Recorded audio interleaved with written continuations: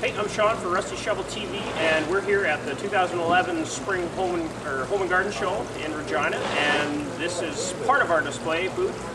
Behind me here we've got the Pondless Waterfall display set up with, basically it's a nice option for people looking for the look of a pond and a waterfall without the maintenance that is often associated with ponds.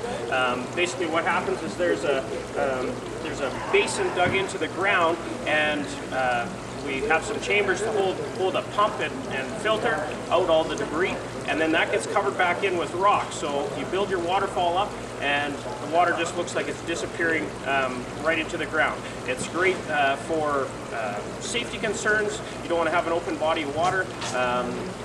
That's good that way. The other good thing about it is low maintenance. With ponds, they have to be running 24/7. With a pondless feature like this, you don't have to worry about it, turn it on and off as you want without affecting the water quality too much. So that's the Pondless Waterfall from, we use Aquascape as our supplier, and we've got this display unit set up here at the 2011 Home Show.